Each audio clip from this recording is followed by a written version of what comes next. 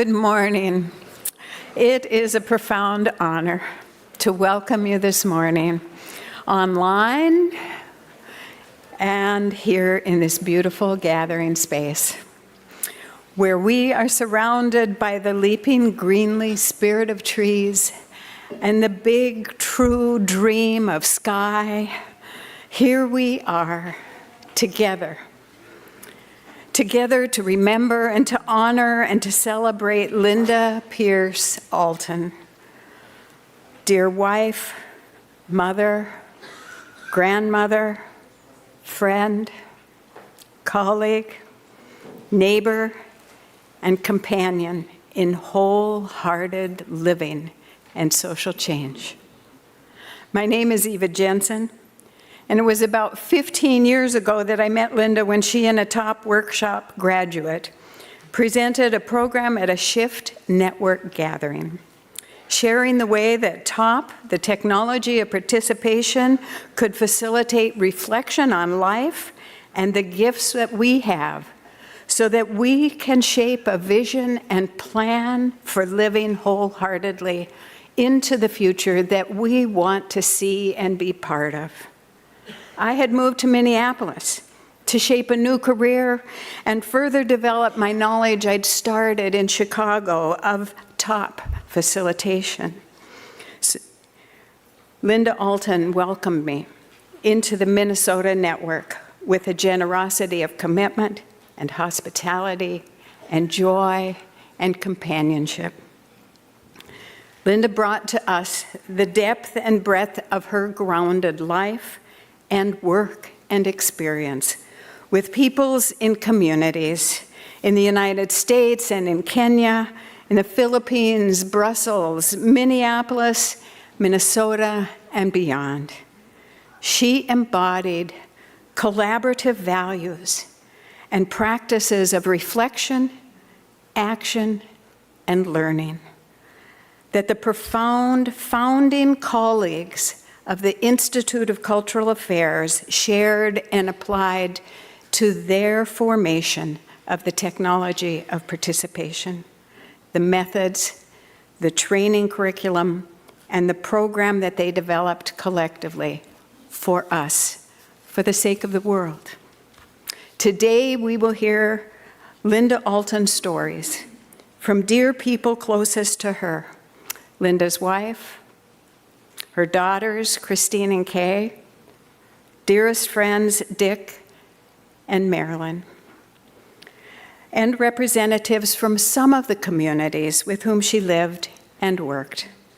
We will hear poems and songs that invite us into the heart of her shared life, and we recess into a reception afterwards for more stories that we'll share among one another, conversations, dance, and food.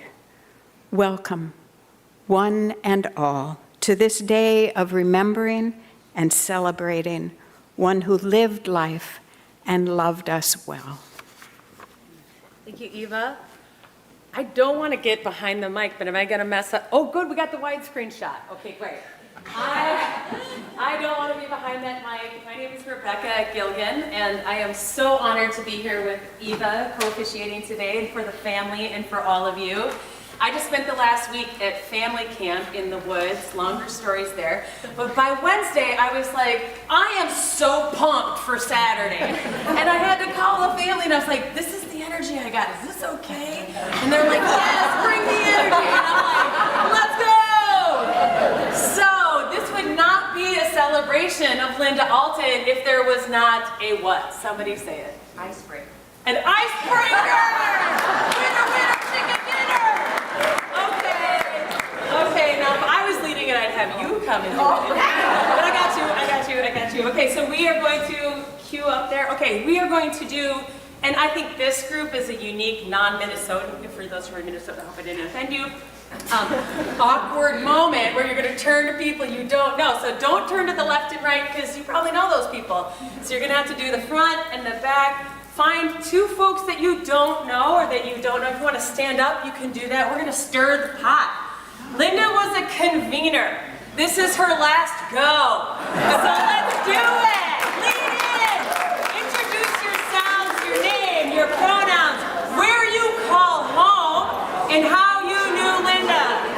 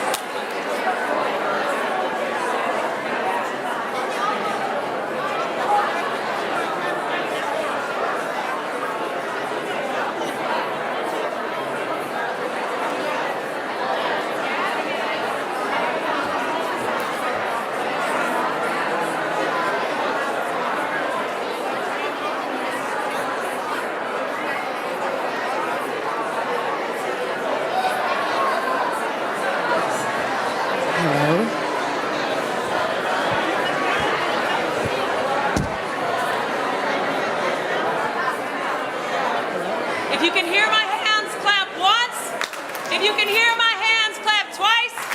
If you can hear my hands, clap 3 times. Lovely. That is an old school youth work trick. You guys are good. I'd like to introduce Laura Johansson up to the stage for our next part.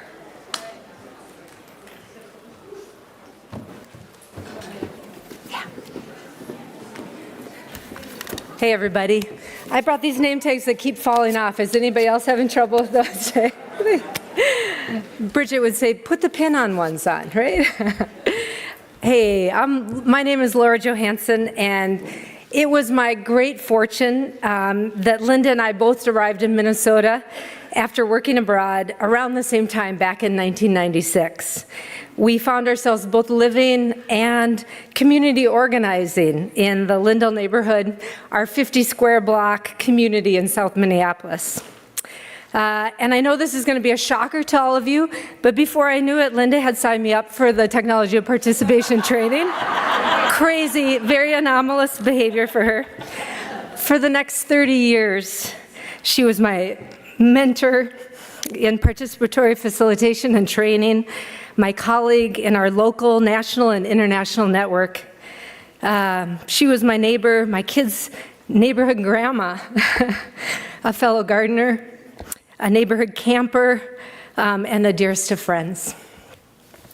Two of the remarkable gifts Linda shared with the world are, I say are because she's still sharing them, her love of gardening and her incredible ability to build community. I think they are connected. She constantly planted seeds in her garden and seeds of change in people, communities, and organizations. She nurtured relationships. She inherently made you feel seen and cherished. She rejoiced in the beauty of her diverse flowers and plants and her people as they grew and blossomed. Her work was transformational.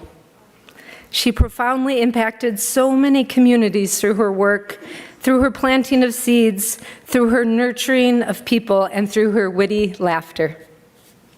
So let us take a moment to honor the many communities Linda touched through building our own ceremonial and celebratory bouquet this morning, knowing that we can't name all of the people that she touched or all the communities she worked with, but let's name some of them and bring them in the room to honor her work. She cultivated this bouquet of friends and communities all her life. So we want to call these folks together here today, but also we have a whole community online. So can we just do a big applause and welcome all of our folks online?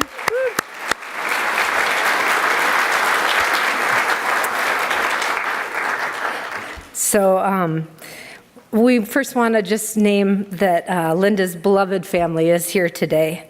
Lynn and Christina and Kay and Ren and Scott, Dick, Andrea, Colin the fourth, and online we're joined by Linda's sister Lori, her brother Ron, his wife Elaine, and their 2 daughters Jenny and Lindsay.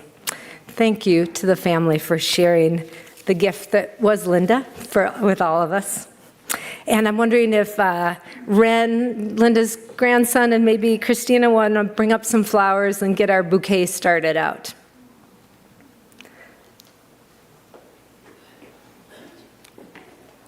Hey, all right. Thanks, Ren. We've got so many neighbors here today from the Lindell neighborhood. And Pat Megan and Wendy Farrar, along with other neighbors, provided our beautiful flowers today. And I saw a whole bunch of you bring flowers in today, too, as well. Thank you. Wendy and Pat, thanks for bringing up some flowers on behalf of all of the neighbors that love Linda so much. Thank you.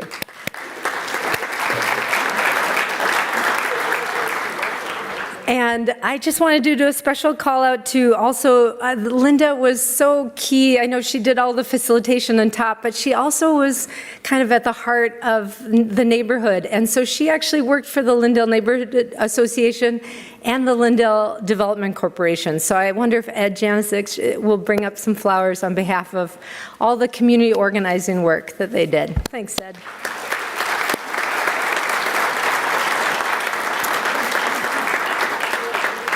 And Linda was also part of a really special group of neighbors that went to state parks just about every summer. We called us the Lindale Campers. And it's funny, it was all these young families and our young kids and Lynn and Linda. Wouldn't you know it, that they would show up every time. And in a new old camper every time. So we were never sure if they'd make it. But I wonder, Cindy, if you'd bring up some flowers on behalf of the campers. Thanks, Cindy Scribe. We had so much fun, huh, with those two. Gosh, there are so many friends of Linda and Lynn's here today, from here in the Twin Cities and around the world. I mean, I think all of us are her friends, but in particular, there was lots of social friends that weren't work-related, just folks that loved these two so much, including the vibrant community of diehard Minnesota Lynx fans. Do I hear it for some Lynx? All right. Attending professional women's basketball was a joyful ritual for Linda. I wonder if Beth Gloman, would you bring up some flowers on behalf of the rich community of friends Linda and Lynn had everywhere in the world, including the Target Stadium. I love it. Where's our cam? Where's our webcam, right? There you go. The kiss cam, right?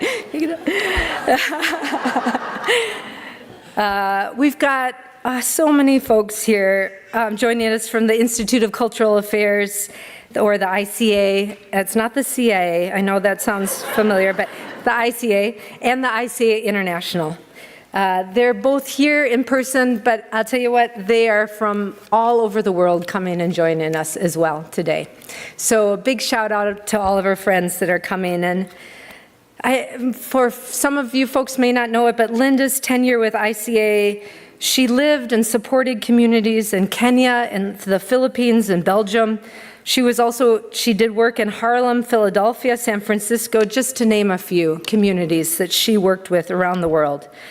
She was dedicated to the belief that folks most impacted by change should also have agency to affect that change and to be the authors of their future. Jenny Weigel and Elisa Euler, would you bring up flowers to honor all of that work, the communities, the relationships, the partnerships fostered during Linda's time with ICA and ICA International? Thank you.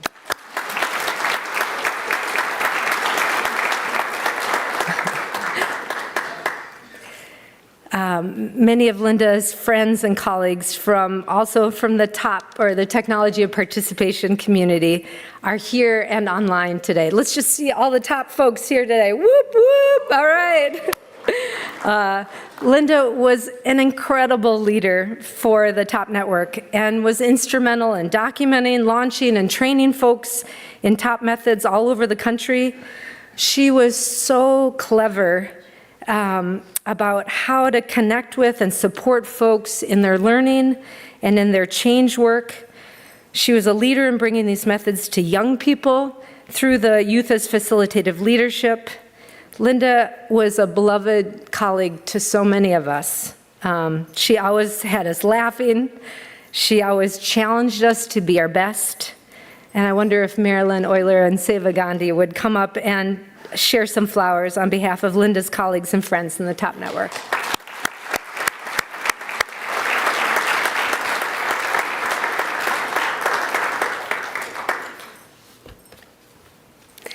Finally, Linda grew the TOP community here locally. We've got to mention all the local folks.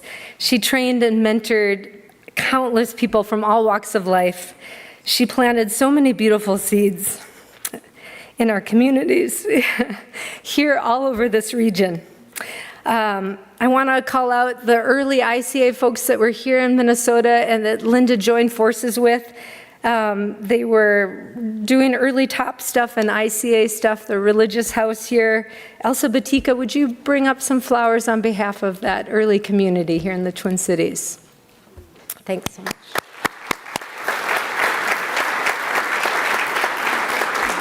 Thanks, Elsa. It's beautiful. I'd also love to ask, on behalf of all the many trainers that were supported and mentored And I wonder if Bridget and Deb Burnite, two of our trainers in the region, could bring them up on behalf of all the many, many trainers that Linda supported and mentored all throughout.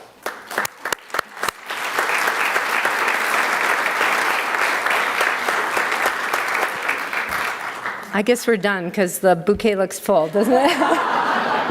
we got a couple more here. We're just about done.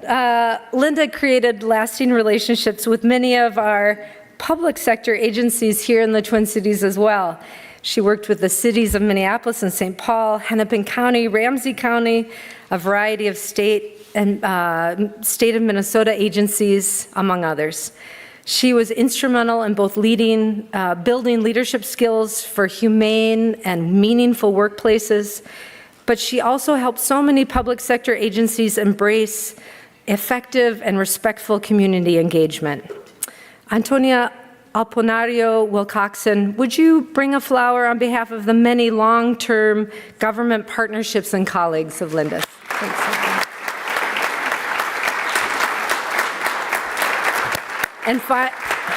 Thanks, Cynthia. And finally, we want to mention all of the community partners that Linda worked with. So these were nonprofits, our tribal nation partners, our community partners, all over the state. Her capacity building work had great impact and continues to flourish today. And we asked Titileo Vidiaco of the We Win Institute, who worked with Linda for many years, would you please bring up a flower on behalf of Linda's work?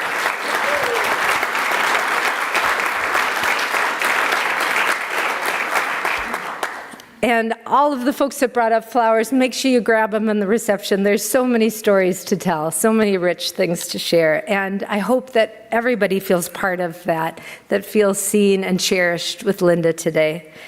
We had so many communities that we know that we haven't mentioned, but we want to honor and welcome them here as well. Linda was Linda wherever she went. She brought that indomitable spirit to bear on whatever she focused on. She planted seeds, she cultivated and connected deeply with people. She enriched all of our leadership, facilitation, and training skills. She made it possible for us to share hopes and challenges and cross-pollinate solutions. She helped us grow positive change and subsequently helped us transform our world for the better. This happened at every level, city, state, county, country, and beyond. What a lasting legacy for all of us. Thank you for your love and growing communities, beautiful communities wherever you went, Linda. Thank you.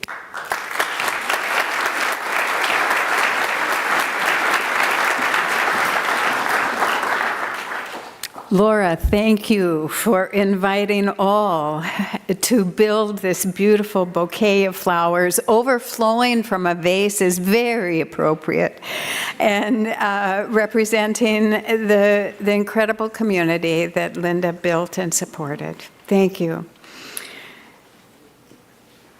The bouquet is filled with seeds of life, tended and rooted and grown out of the deep roots of soil, living in each one of us and spreading beyond today in our lives as we go forward. One community that has been significant to Linda and Lynn is the mixed voice choir, the one voice mixed chorus. And it is a joy to have you here today to introduce and direct Emily, the choir, and to be with us as further inspiration. Thank you. I'm Emily Najar-Field. I'm currently the Assistant Director of One Voice Mixed Chorus. And I was asked to make sure you are all aware of this wonderful person here. Maureen Armstrong is our pianist today, and we're so grateful to have her in our lives with our chorus and also to bring her with this community. So thanks for being here, Maureen.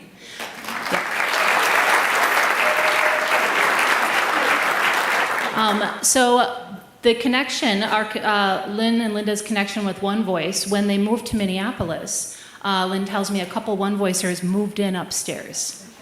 And they found out about it, went to a concert, and Lynn was inspired to audition, and the rest is history.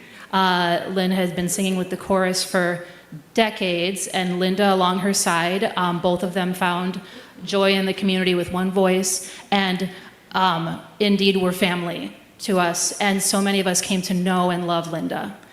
So this was the very first group or organization that was an LGBTQIA organization that Lynn belonged to in her life.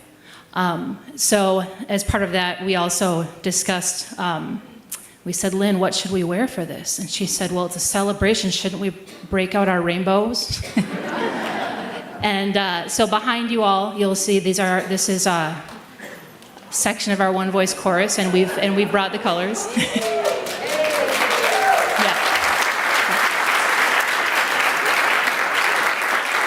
Now, the song we're about to sing, I was speaking with Lynn about why she chose this song. We first sang Wo Ya Ya, We Are Going, at the One Earth concert a couple of years ago at a concert at Raspberry Island.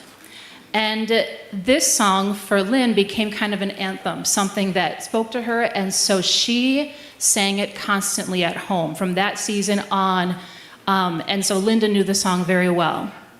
And in the past few months, over the past year, as Lynn was caring for Linda, she would often read to her and, of course, sing to her. And the night that Linda passed, Lynn tells me that Wo Ya Ya was the last piece that she sang to her.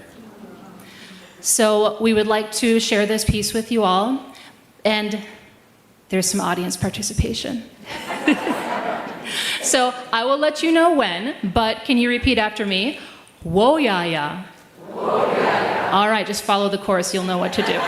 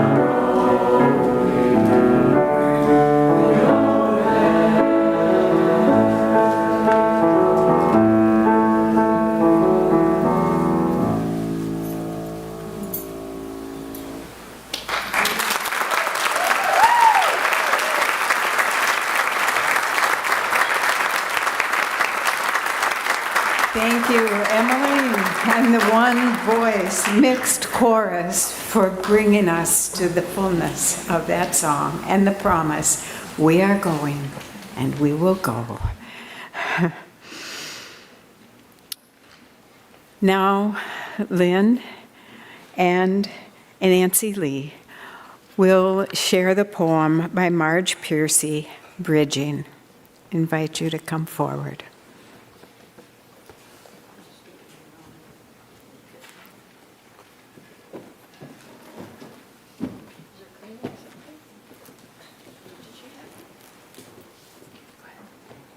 Thank you.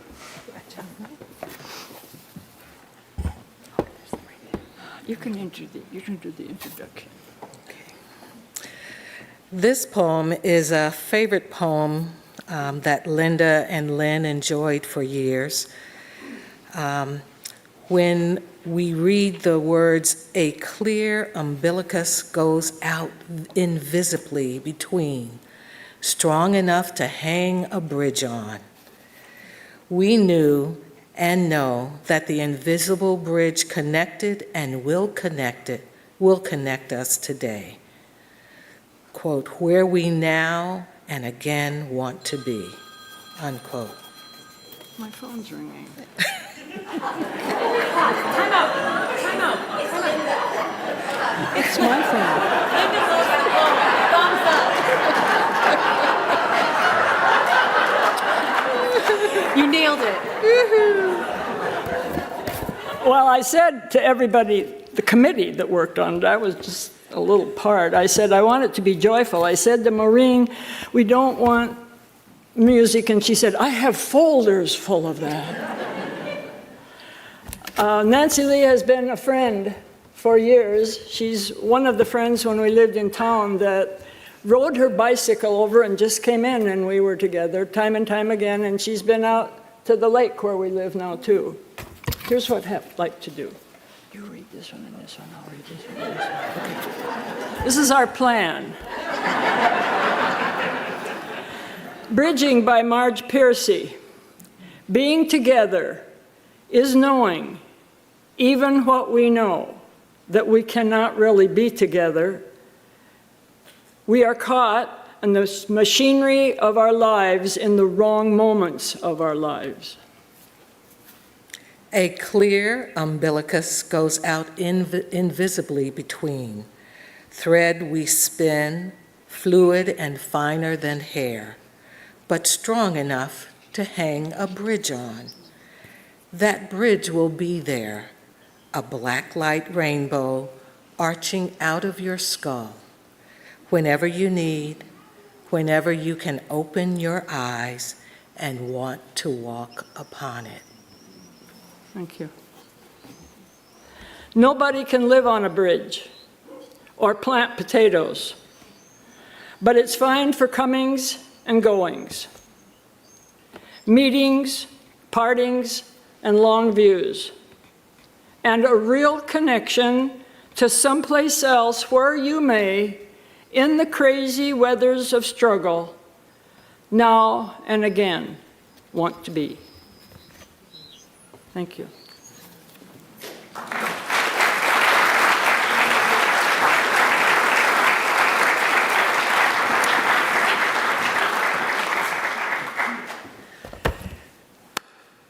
I love Linda because she gently encouraged and directly engaged. She was in many ways my work mom. My work mom. She met me where I was on my journey of finding the courage to lead in a way that was whole for me and for the people around me. Not in a path defined, but one that was uniquely mine, my vocation. What a gift. For many, she was a part of many here in this room, our most potent developmental moments in our lives. But none could be more true than for her daughters, Kay and Christina. Girl, don't cry yet. Come on now. Hang in there, girl. Come on. Okay, you got this. Okay, none could be more true than for these two right here. And so as they come up to share their reflections their memories, their journey really through this experience of living and loss and remembering and embodying their mother in so many ways. We are going to hold them in such a deep space of love right now. You are going to shoot a powerful rainbow of care that will hold them up as they share their thoughts. Which one of you is ready to go first? They're arguing. Rock, paper, scissors. This is how we solve it in my house. Okay, you're the eldest. Come on, Christina. Let's cheer for Christina. Come on. Let's go. Do you want me here? Okay. I feel like the Rocky theme should be playing while I come up the stairs. I got this, you guys, I got this. I'm gonna put on some glasses just in case. Good morning, yeah. Or good evening and good afternoon for the people joining on YouTube. So, it's wild and incredibly moving to see so many beautiful faces in this room. Woo, I got this, you guys. So many of you I grew up with and consider family. Thank you for being here. In case we haven't met, I don't even know why I need to say this, I'm Christina, I'm Linda's oldest daughter. To begin with, I want to express deep, heartfelt gratitude for the incredible women who, within hours of my mom's passing, gathered around me, my sister Kay, Lynn, Laura, Eva, and Becca, and Catherine, who hopefully will be seeing this later, and so many more. Thank you. You were grieving too. You loved my mom deeply, and even in your heartbreak, you showed up for us with love, with wisdom, with time. You stepped in to help create this gathering, this space, this tribute that feels worthy of her. You held us, you held this, and in doing so, you made it possible for us to come together in a way my mom would have absolutely loved. Thank you. Because this is exactly what she would have wanted. Friends and family from every chapter of her life, across the country and the world, in one room, in one YouTube room as well, side by side. The only thing missing is her, arms flung wide in the center, beaming that giant mischievous grin. Throughout her life, she brought people together. And even now, she's done it again.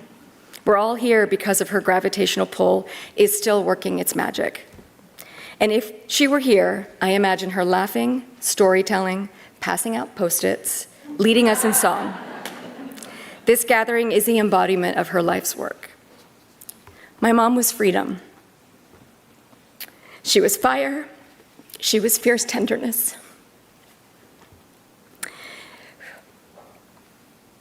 She created a world that made me believe I was possible, anywhere, that I could do anything. I have this, I do. I do. Whew. She treated me as whole, even as a child. She trusted me, and in doing so, she taught me to trust the world. She didn't live a conventional life.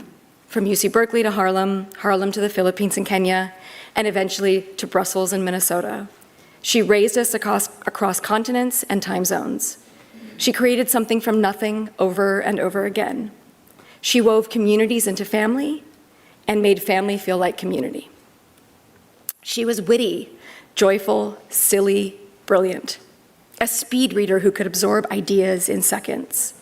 She was present, patient, goofy, and generous with her laughter.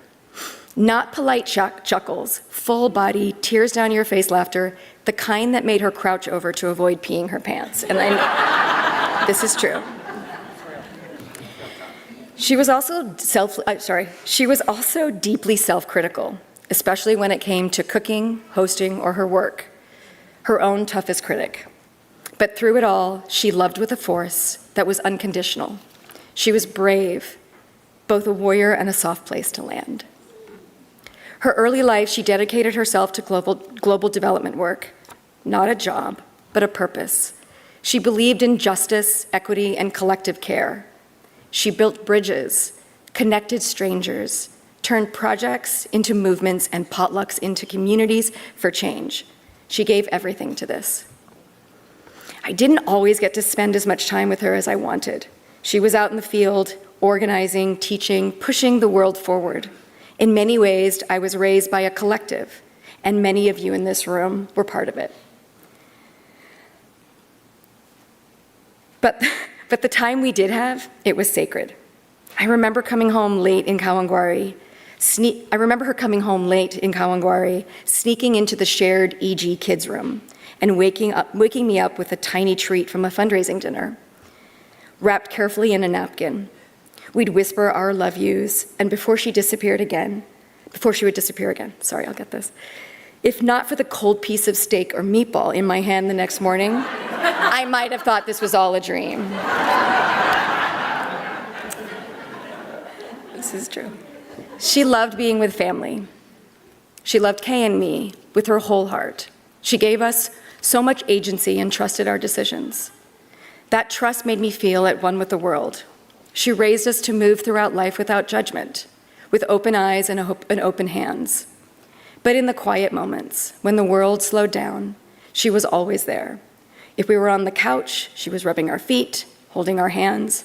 She held these moments like they were holy, and they were. Later, when she met Lynn, she softened more. Lynn gave my mom the chance to have a life that was hers, a home, a garden, a kitchen, a slow pace, joy and ease. She became an avid gardener, not a casual spritzer, but an epic gardener. She'd disappear into the backyard for hours, wide-brimmed hat on, hands in the soil, humming songs to the tulips. Her garden became known in the neighborhood. People would walk by just to admire it, stop to chat about local organizing, and stay for tea. But gardening was more than a hobby. It was her sanctuary. Her Minnesota garden was the first place that was truly hers. No crisis to manage, no bed and breakfast beds to make, no course to teach, no flights to catch. Just her and the earth, quietly conspiring to grow something beautiful. She also loved to cook, not because she was naturally gifted at it. And if you knew her, you knew how many dishes ended up in the trash. But because it was a challenge, a puzzle, a dare. She loved complicated recipes with 42 steps and ingredients no one had ever heard of. Her joy wasn't in the outcome, it was in the trying, the tasting, the laughing when something lit on fire. In her final years, when Parkinson's made everything harder, we had a morning ritual, FaceTimes. Nothing profound. How'd you sleep? What's for breakfast? What's on the agenda? When her tremors were strong, Lynn would prop up the phone against the coffee cup, and we'd just make silly faces at each other. She'd scrunch up her nose, or stick out her tongue at me, sometimes forget I was there and go back to her paper. But always, always she had her spark. Even as words slipped away, her light never did. I was lucky enough to be with her in her final days.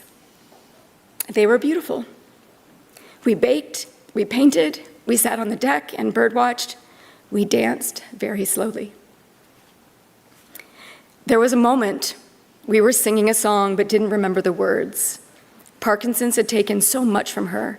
Speech was hard. But then she started singing, clear, steady words, word for word. O Africa, indietu. Oh, Africa. Anyway, you got the point. Her voice carried the song, and all of us with it. That was her.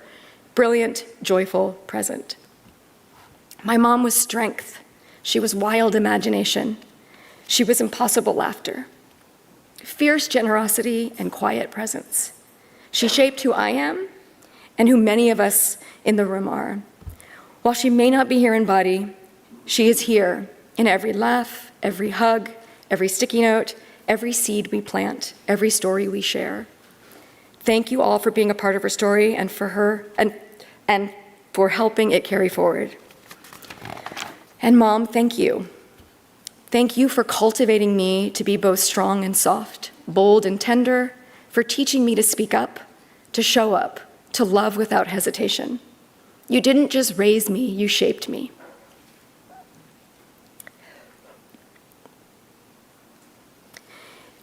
You trusted me to walk between worlds, to believe in people, and to carry your work forward.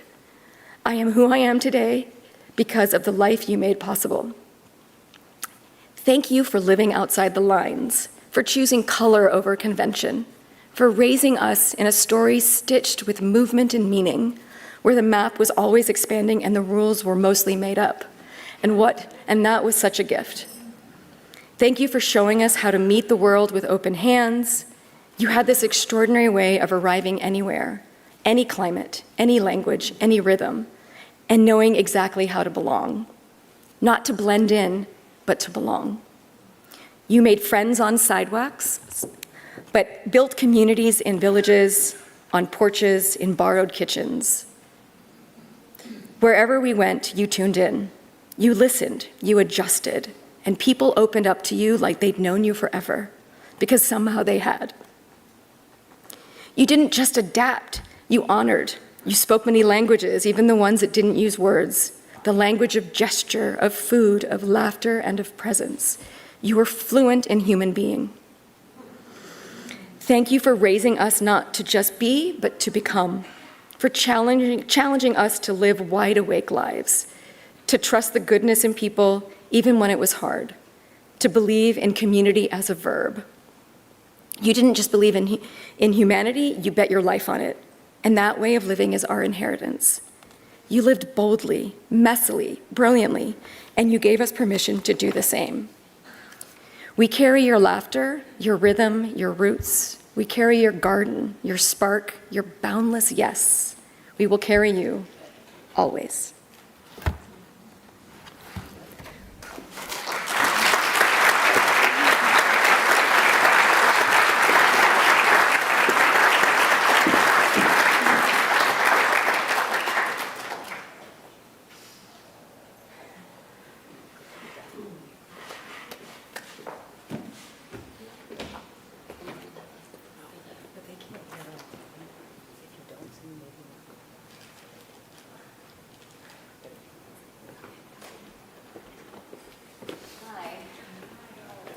Is this one on?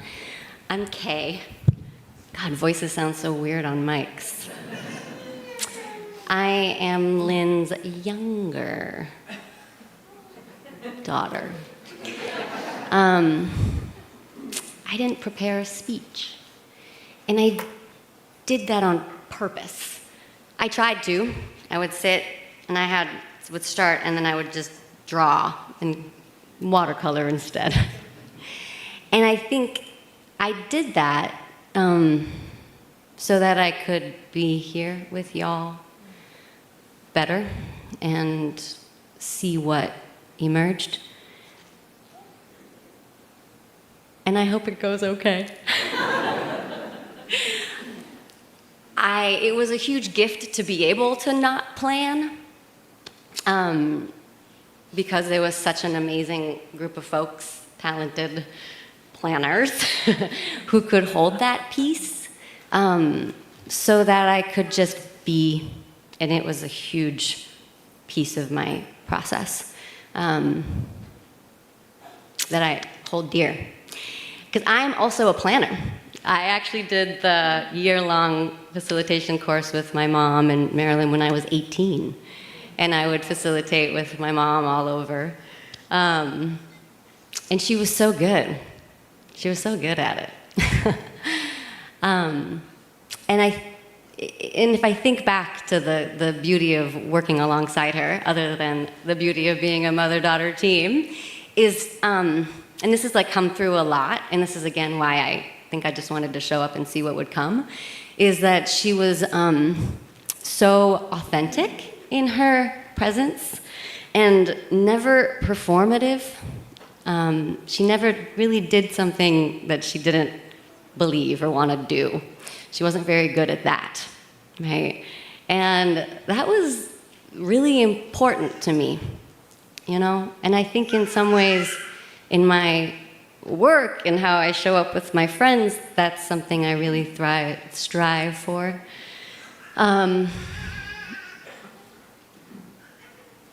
is how to be kind and authentic. Yeah. My mom was with me in a couple pretty big milestones recently. She flew for the last time to Oregon, where I got married to that guy in the front row, Scott. And she was also there for my son's birth. He's the little dude swirling around in all red on the front row, too. It's Ren. And Ren is 8 now.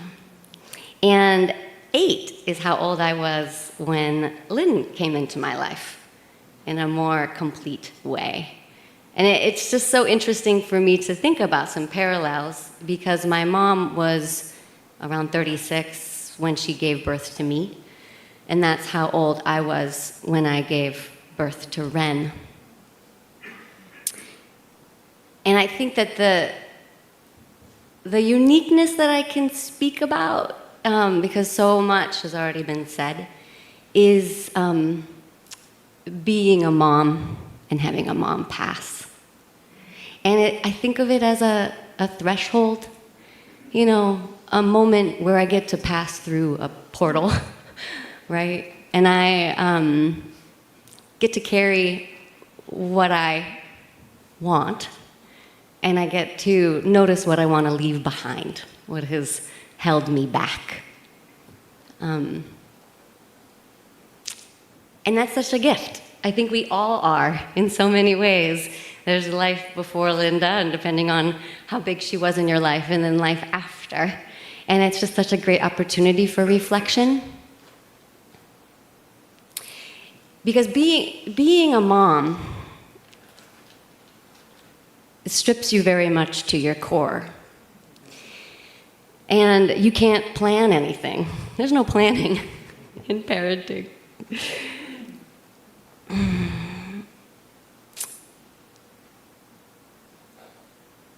And you just have to do the best you can. And so when I think about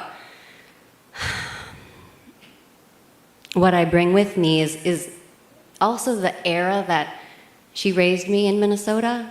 I moved here when I was 14, 15, freshman in high school from Brussels. And I recently have been talking to Lynn about how it felt a lot more like her choice and agency that she had in her life. How much space work took. I say work, and I want to put it in quotation marks, because growing up, work and personal were kind of more like this, all right? And in Minnesota, she had work, and then she had her family, she had her garden, and at one point she even said, you know, I wonder what my life would have been like if I had been a gardener. Because she also really loved to do small things well, not just the global, right? Simple, doing small, simple things well. And I feel really gifted with that.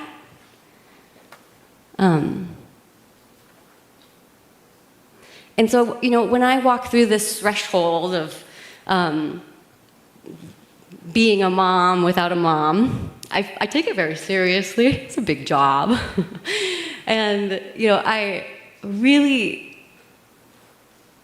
want to invite in clarity on balance, right? And how much I need to show up for myself, to show up for my family, to show up for my community, right?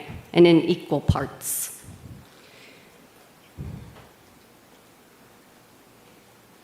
And I want to bring in her imaginative play and her ability to show up with kindness and authenticity, which is what I spoke about.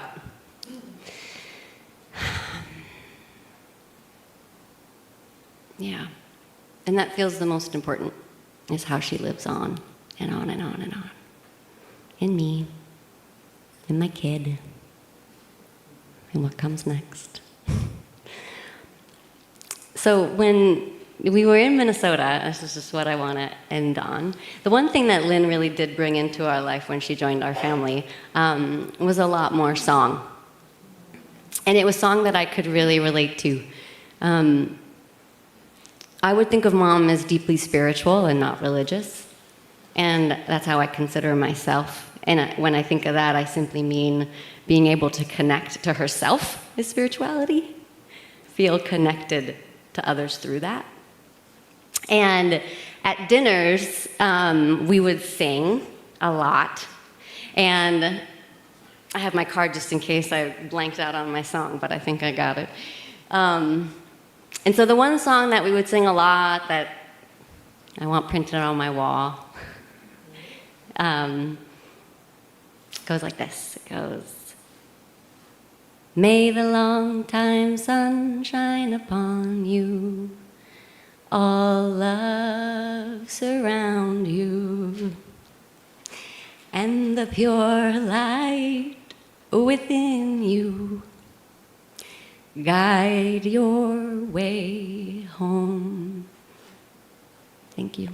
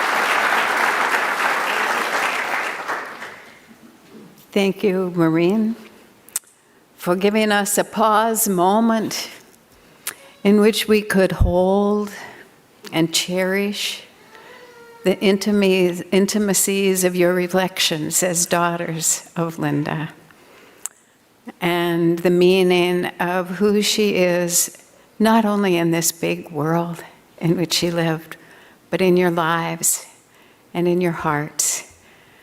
And as you live into the fullness of your lives, thank you for sharing so deeply. Thank you. We hold now those gifts you've offered and shared with us. As we turn to two co-conspirators with Linda in her commitments to social justice and change and community building, Dick Alton and Marilyn Euler. We give you thanks for being here and also diving into the depth of memory and experience in work and commitment with Linda Alton that has a deep reach and a big reach, broad.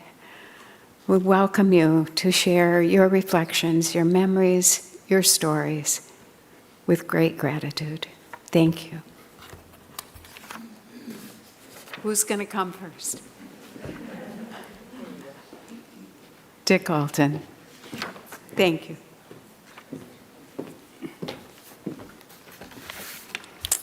So, Dick Alton, I was married to Linda Alton for 20 years.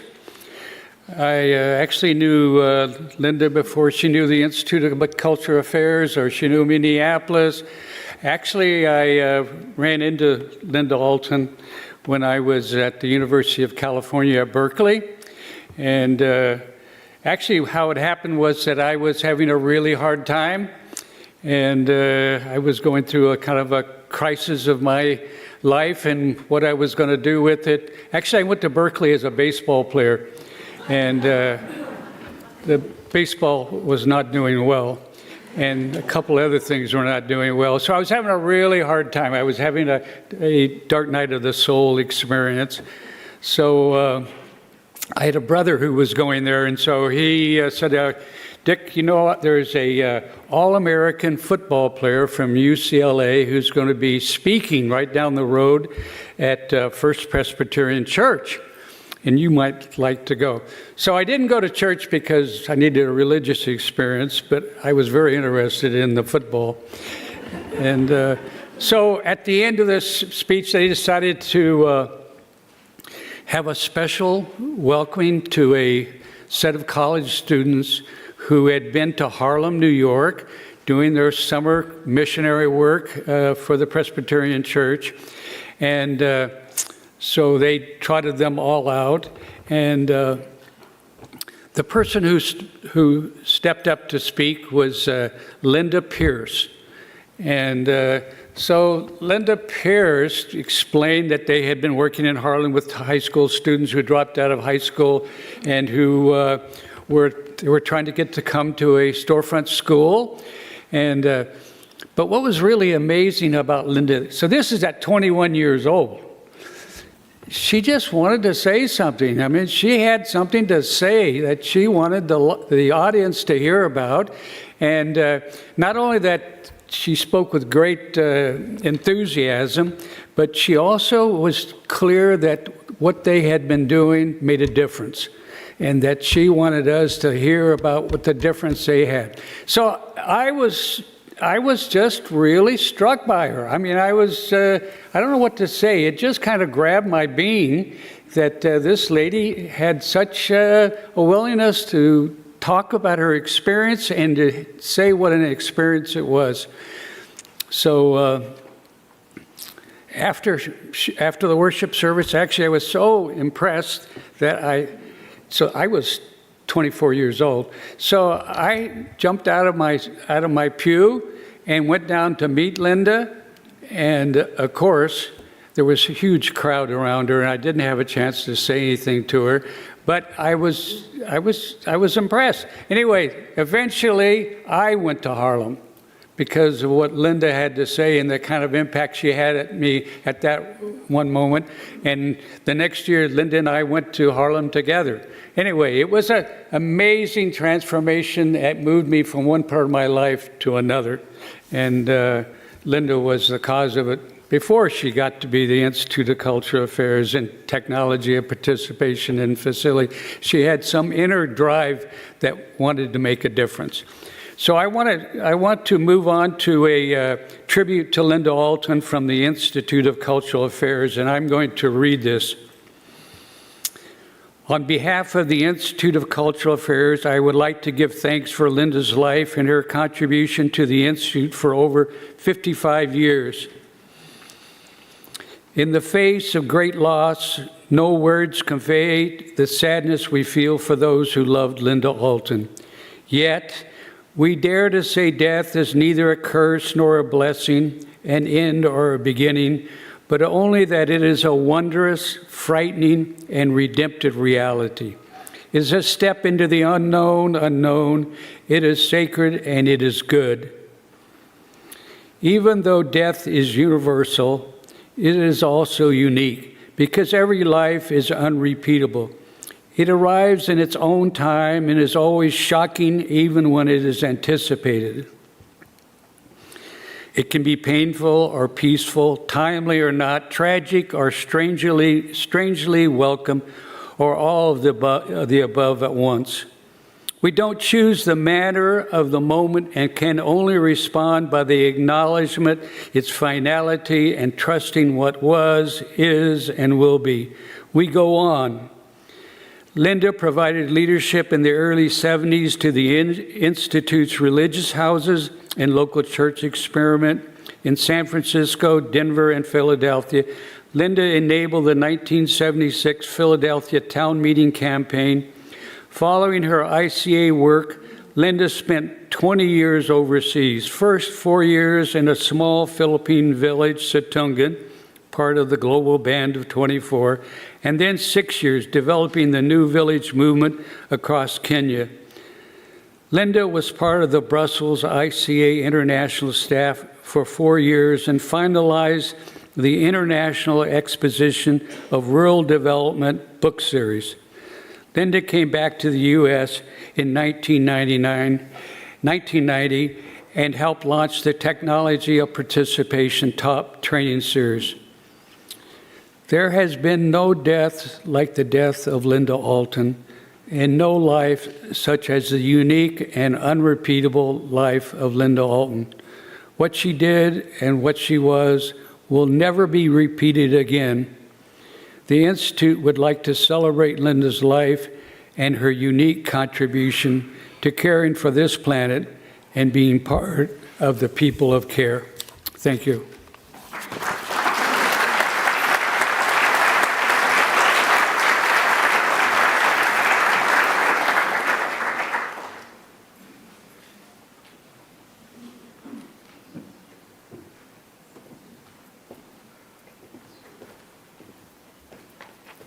Well, I'll pick up where Dick left off, I guess. I met Dick and Linda Alton in Kenya when they were working on the New Village movement, and they were part of the leadership team. And I was, I came over from working in Nigeria to work in Kenya in this particular field. So Linda and Dick were doing all the village development work, and I was doing the finances for paying little bitty stipends to about 400 village volunteers. That was my job. Anyway, after a time, both Linda and Dick and I all moved back to the U.S.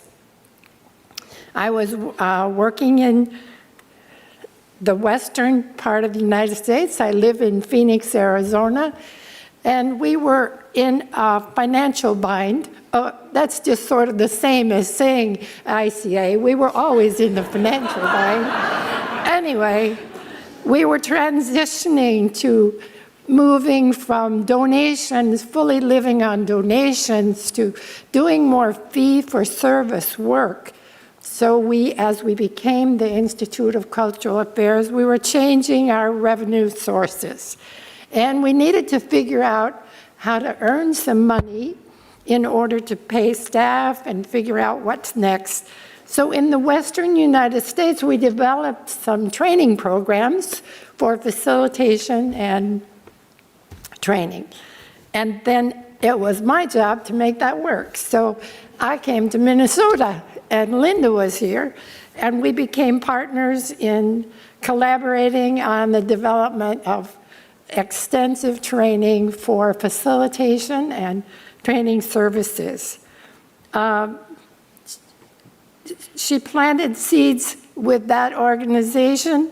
In addition to her garden, she helped grow a training and facilitation family in Minnesota. And I was blessed to be her partner in this work. Together, we poured ourselves into creating something meaningful. I came to Minnesota at least 16 times during the mastery program. I counted out that's more than 64 flights from Phoenix to Minneapolis over the course of those years. I loved the work we were doing, as did she. We had countless facilitation events, continued to develop advanced courses, developed a network that became a model for other places in the United States. It was a tremendous experience. Linda had an extraordinary gift She could see potential in everyone she met. I used to joke that if you were on an elevator with Linda on the 8th floor, by the time you got to the 1st floor, you would have signed up for the course. She was awesome. She once told me that her earlier life, and when she was in high school, her father was an officer in the Navy, and it meant that they traveled a lot. She told me that her job was each time they moved to a new town, she was assigned to meet the neighbors. She learned that skill well, and she used it very often. She wasn't just her persuasive charm, it was her genuine belief in people and her infectious passion for what we were building together. She was a really dynamic facilitator, always had groups laughing. She was also our anchor when storms hit. When the ICA community faced another financial shortfall, and our training staff was dismissed, those of us who were on staff, Linda didn't retreat. She opened her arms wider. She organized meetings to help us find our way forward. When new trainers and facilitators needed a chance, Linda became their champion, sharing not just her connections and expertise, but her generous heart.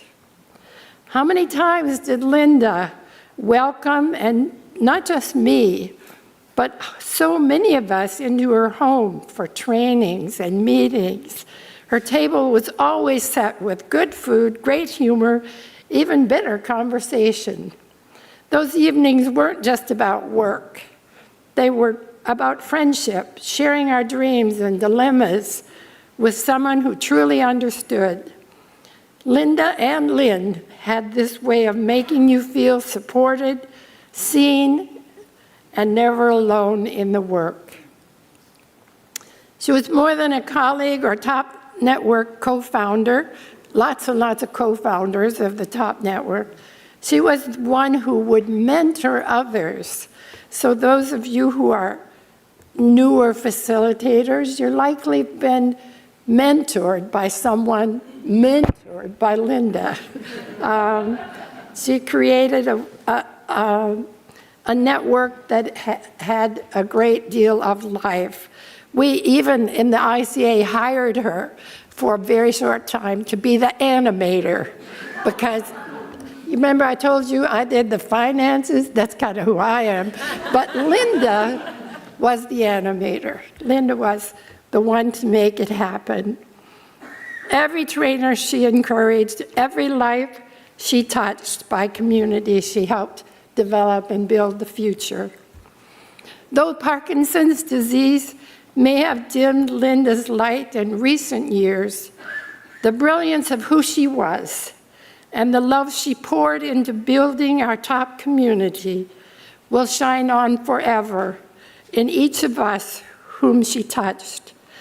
We will carry her spirit forward, that generous, innovative, unstoppable force for good that was uniquely Linda.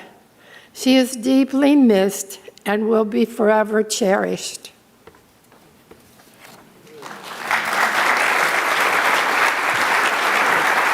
Good job. Pep up, folks. I just got to share one anecdote about Linda in training. I did lots of top training with Linda, both as a trainer and a participant, and I think my most favorite moment with Linda when training is about 1 o'clock in the day. And if you sat across the room from Linda, she was stone cold asleep. And you knew because she had been up since 5:30, making sure you had a bagel and the butter and your seat was just right. And everything was attuned so that you could come in and feel loved and welcomed. But God, I'll never forget that. That just cracked me up. I'd like to call back up Lynn Larson, her loving partner, and Irina Fersman, a longtime colleague, to share the poem To Be of Use by Marge Piercy.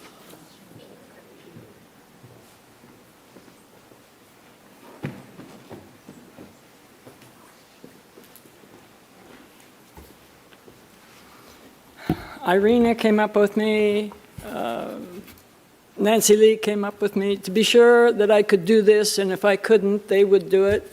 But in listening to everybody tell their stories, it was the girls that, so I couldn't have come up here with the girls.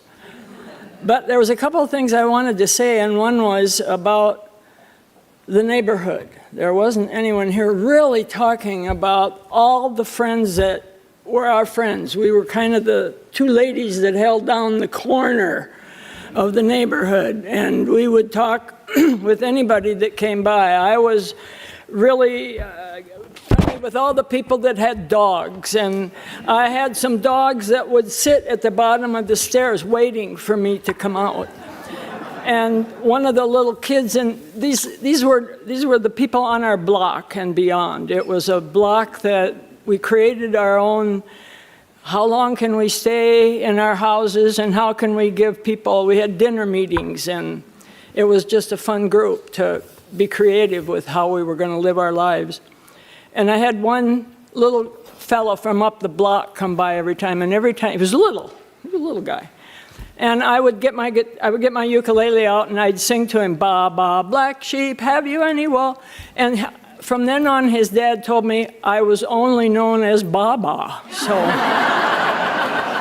So it was wonderful. And the neighborhood that we lived in and the people that knew Linda in Minnesota have a whole different, that weren't in her training at some point, have a whole different experience of Linda.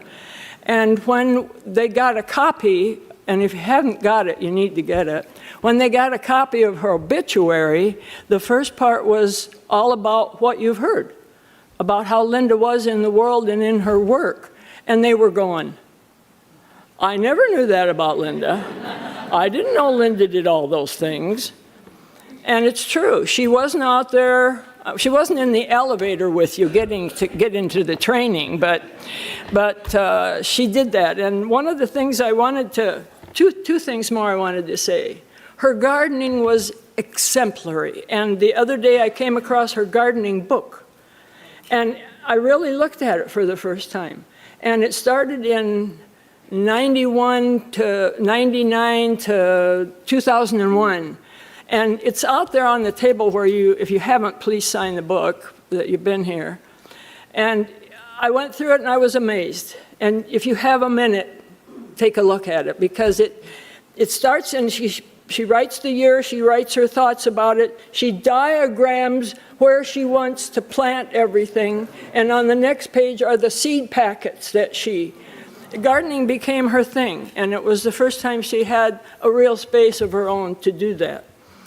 The other thing is I listened to the girls, that's when I cried, because, that was really touched my heart. She sang me a song and we learned it and I would sing it to her, and I don't know if I can get through it, but I'm going to try. Because then I would sing it to her. How could anyone ever tell you you were anything less than beautiful? How could anyone ever tell you you are less than whole? How could anyone fail to notice that your loving is a miracle? How deeply we're connected to our souls. And she sang that to the girls when they were babies. And now I'm here with Irina. Am I doing this first thing? Okay. I don't know. Maybe not. I don't know. Yeah, let's do it. Before living with Linda and knowing that that would happen, I often read this particular poem, hoping that we would be together soon, kind of knowing that we would be together. This poem describes what I knew then about Linda and what I still know and will always know in her daily life and in her work in the world. Linda has been the finest. The same poem. I was first introduced by Linda and Marilyn in Top Secrets of Implementation course. Those of you who have taken it's in the back of the book. This poem inspired me, motivated, supported, and challenged me to be of use. to be of use by Margie Piercy. We're going to share this. Linda shared everything. And this poem this was Linda. The people I love best jump into work first, head first, without dallying in the shadows, and swim off with sure strokes, almost out of sight. They seem to become the natives of that element. The black, sleek heads of seals, bouncing like half-submerged balls. I love people who harness themselves, an ox to a heavy cart, who pull like water buffalo with massive patience, who strain in the mud and muck to move things forward, who do what has to be done again and again. I want to be with people who submerge in the task, who go into the fields to harvest and work in a row, passing the bags along, who are not parlor generals and field deserters, but move in the common rhythm when the food must come in or the fire be put out. The work of the world is common as mud, botched, it smears the hands, crumbles to dust. But the thing worth doing well done has a shape that satisfies, clean and evident. Greek amphoras for wine or oil, Hopi vases that held corn are put in museums, but you know they were made to be used. The pitcher cries for water to carry, and a person for work that is real. Linda planted lots of seeds and nurtured seeds and people. The seeds have spread, the people have grown.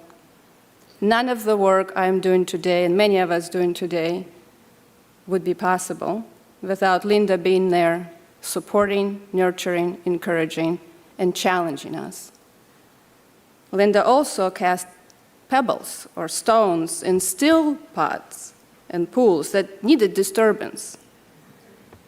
Pools of oppressions, pools of poverty, prejudice, inequality, and indifference. Those stones caused ripples that continue to travel around the world. Дякую, Linda. Safe journey forward. I have an ending. Irina feels that her life work is because of Linda. She chose that kind of work to do. She just returned from the Ukraine, which was her homeland, and she sent pictures of some of the things she was doing in Ukraine. And the one, I guess, that caught my attention was of you standing with members of the Army, which you were doing work with. Mm-hmm. That's it. Thank you. Thank you. Yeah.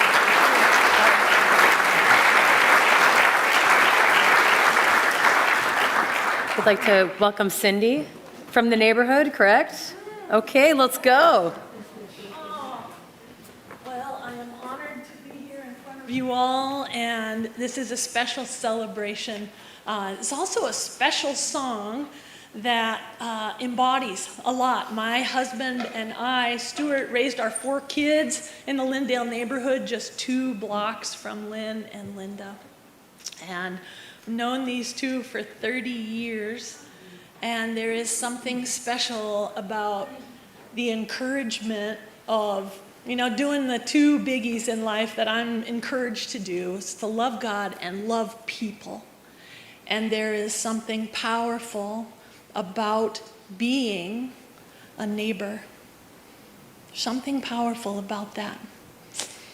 Let's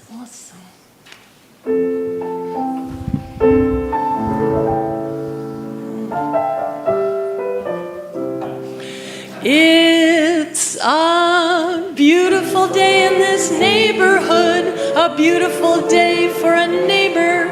Would you be mine? Could you be mine? It's a neighborly day in this beauty wood, a neighborly day for a beauty. Would you be mine? Could you be mine? I have always wanted to have a neighbor just like you. I've always wanted to live in a neighborhood with you. So let's make the most of this beautiful day. Since we're together, we might as well say, would you be mine? Could you be mine? Won't you be my neighbor? Won't you please? Won't you please?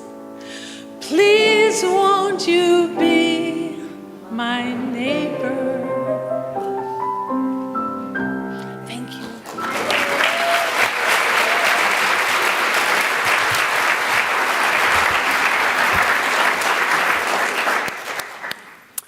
The invitation to be neighbor, it is indeed a gift, and one that Linda taught us to live so wholly and so fully.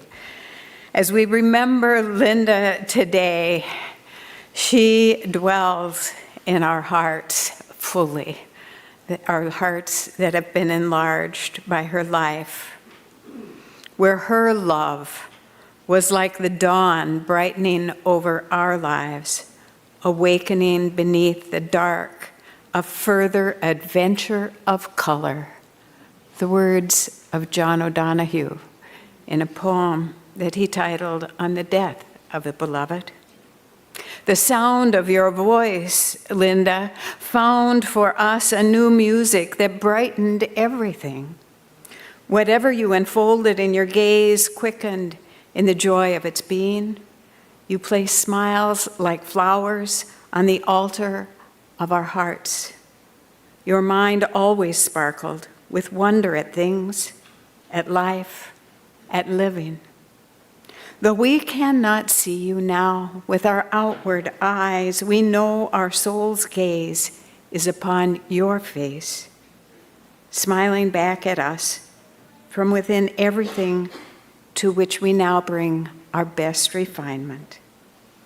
You would want us to find you in your presence, besides us, when beauty brightens, when kindness glows, and music echoes eternal tones. May you continue, Linda, to inspire us, to enter each day with a generous heart, to serve the call of courage and love until we see your beautiful face again in the neighborhood, in the future, in our neighbors, in our lives. Thanks for all that has been shared this day, and to Linda for all that she shared in her living. Becca. Nice job. Okay, I gotta land the plane, folks. As I heard of Linda's passing, my body vibrated from the ripple effects that she had in my life. Nothing that I have done or touched or been a part of has been absent of her since I met her. I was overwhelmed by just the ripple effects. I was feeling, I couldn't even imagine the ripple effects that we were all feeling and experiencing, and collectively was just overwhelmed with the beauty of her life. She deeply understood what was possible when we would choose to participate in our lives and with one another. When we choose to show up, jump in and say hello and let's go.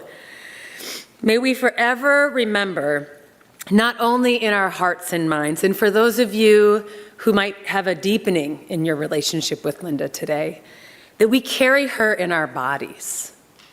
We carry her in our actions, in the ways that we might show up in this world. And to do so, a blessing. May we have the courage to be what is needed now. May we have the love that we need to see us through. And most importantly, may we be surrounded by those who are on the same journey.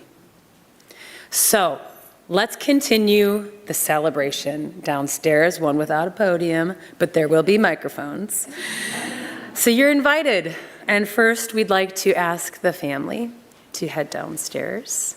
We can like clap, little mark, little something, little zhuzhing, let's zhuzh it so it's not awkward, right? And as we have a chance to come downstairs, will be, y'all, it's a sticky wall in the basement. We're gonna do it. There will be a focused conversation and a reception line to say hello. We will have songs and dance and, of course, stories and, of course, food. And with that, we're going to need some music now. Yeah. May the ripple effects become waves of joy.